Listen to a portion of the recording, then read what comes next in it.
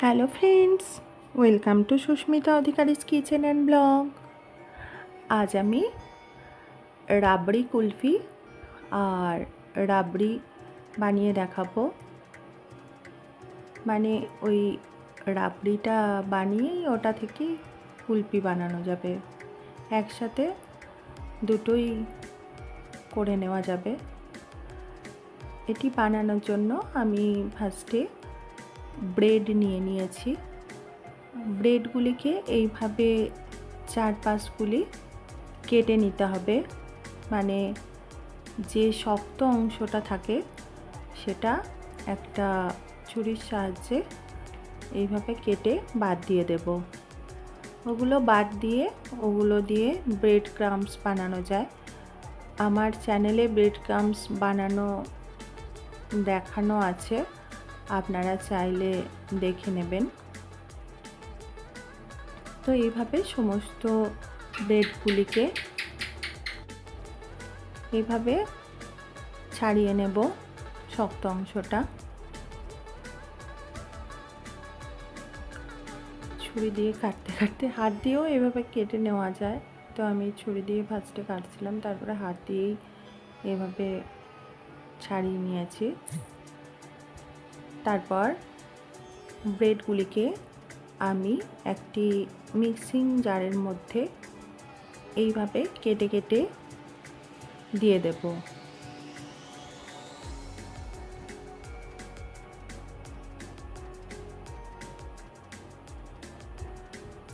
তারপর ব্রেডগুলি মিক্সিতে গুঁড়ো করে নেব, দিয়ে ওই গুঁড়ো করা ব্রেডটি আমি একটি পাত্রের মধ্যে দিয়ে দেব। তারপর আবার মিক্সিং জারের মধ্যে নিয়ে নেব শুকনো নারকেল। আপনারা চাইলে নারকেল যে গুঁড়ো বাজারে কিনতে পাওয়া যায় সেটাও নিতে পারেন, আর কাজু একসাথে মিক্সিতে পেস্ট করে নেব। এখানে আপনারা পেস্তা, আমন্ডস, যে কোনো রকমের ড্রাই ফ্রুটস ইউজ করতে পারেন। তারপর আবার মিক্সিং জারের মধ্যে কয়েকটা এলাচ আর চিনি দিয়ে ওটিকে গুঁড়ো করে নিয়ে ওই পাত্রের মধ্যে দিয়ে দেব। তারপর দেব গুঁড়ো আমুল দুধ, বেশি করেই দেব, তাহলে টেস্টটা ভালো হবে। একটু ফুড কালার দেব কালারের জন্য। এখানে আপনারা কেশরও ইউজ করতে পারেন। ফুড কালারটা দিয়ে কালারটা একটু বেশি ভালো আসে, সেই জন্য আমি এখানে ফুড কালার ইউজ করেছি। তারপর ওই মিশ্রণটিকে একটি চামচের সাহায্যে এইভাবে আমি মিক্সড করে নেব।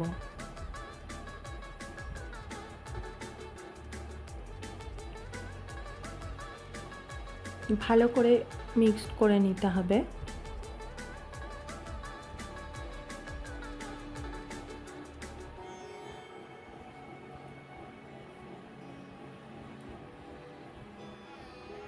তারপর আমি এখানে গ্যাসে দুধ গরম করতে দিয়েছি। দুধটা খুব ঘন করে নিতে হবে। আমি এখানে আগে থেকেই দুধটা গরম করতে দিয়ে দিয়েছিলাম। দুধটা অনেকটাই ঘন হয়ে এসছে, আরও ফুটিয়ে ফুটিয়ে ঘন করে নিতে হবে।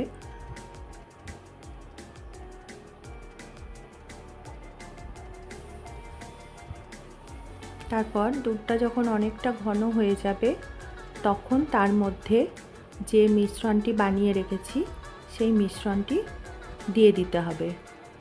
দেখুন ফুড কালার দেওয়ার জন্য কালারটা কত সুন্দর এসেছে। গুঁড়ো দুধটা দেওয়া আছে, তো সেই জন্য ওটাকে ভালো করে মিক্সড করে নিতে হবে।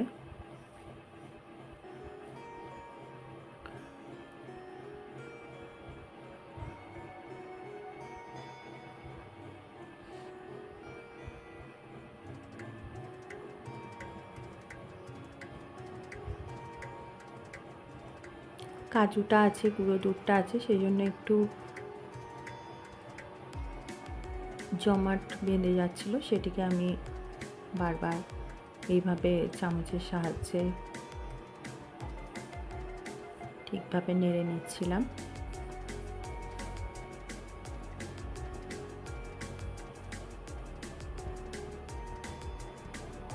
তারপর দুধের সঙ্গে খুব ভালোভাবে ওই মিশ্রণটিকে এইভাবে ফুটিয়ে নিতে হবে।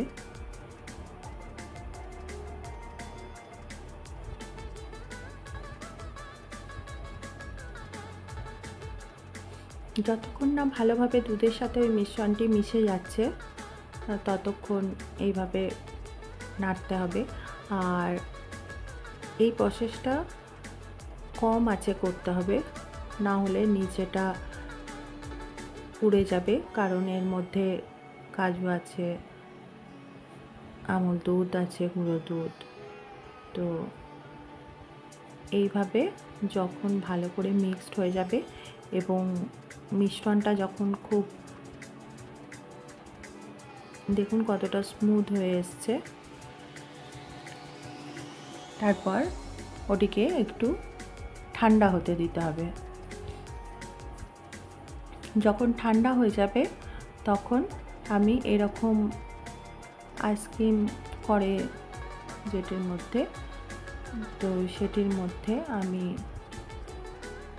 বানিয়ে নেব। আপনারা চাইলে যে কোনো পাত্রের মধ্যেই এইভাবে নিয়ে বানাতে পারেন।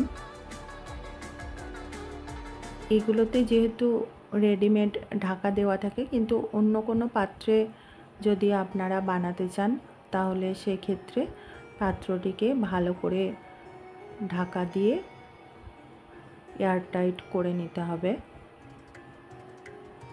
তো আমি ওটা মিশ্রণটা ঢালছিলাম, তো ওটা দিয়ে ঠিকমতো ঢাকা হচ্ছিল না ঢালা, সেই জন্য আমি একটি চামচের সাহায্যে এইভাবে মিশ্রণটিকে ঢেলে নেব।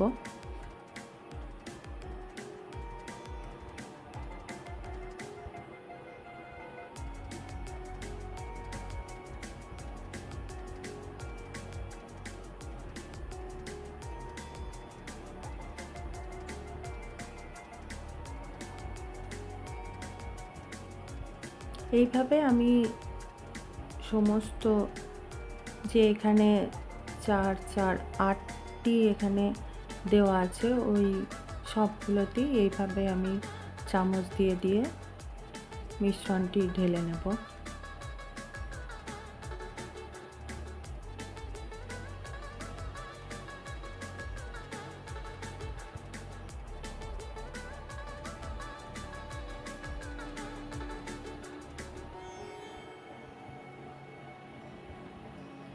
একদম বাজারের মতো খেতে হয়েছিল। এইভাবে বানিয়ে নিলে আর আপনাদের কিনে রাবড়ি কুলফি খেতে হবে না, বাড়িতে বসেই বাজারের রাবড়ি কুলফির স্বাদ পেয়ে যাবেন। আর আপনারা আমার যেভাবে প্রথম থেকে সাথে থেকেছেন সেইভাবে সাথে থাকবেন।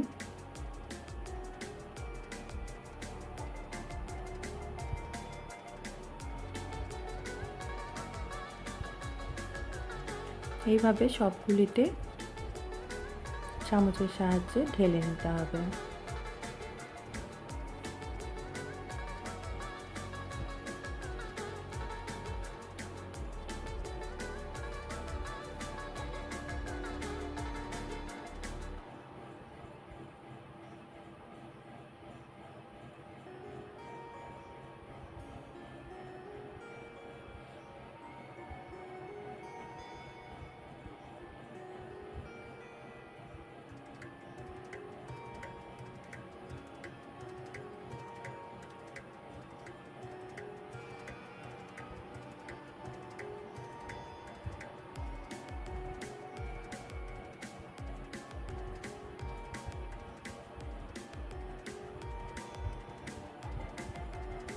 তারপর এইভাবে ঢাকাগুলিকে ঢাকা দিয়ে দিতে হবে।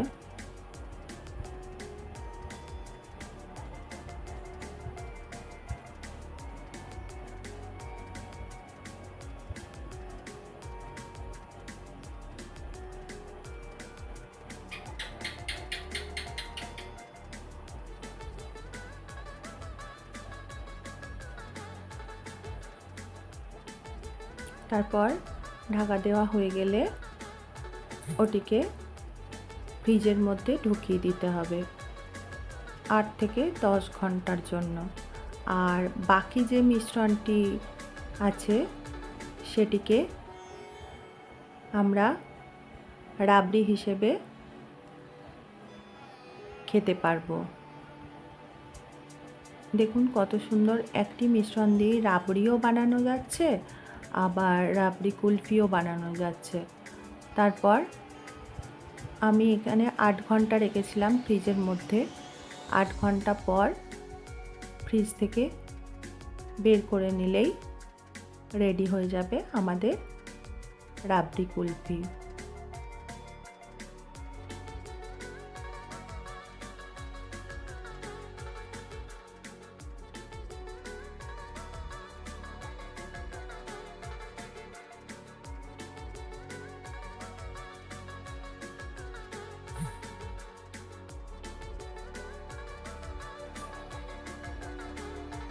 দেখলেন তো কত সুন্দর রাবড়ি কুলফি বানানো হয়ে গেছে।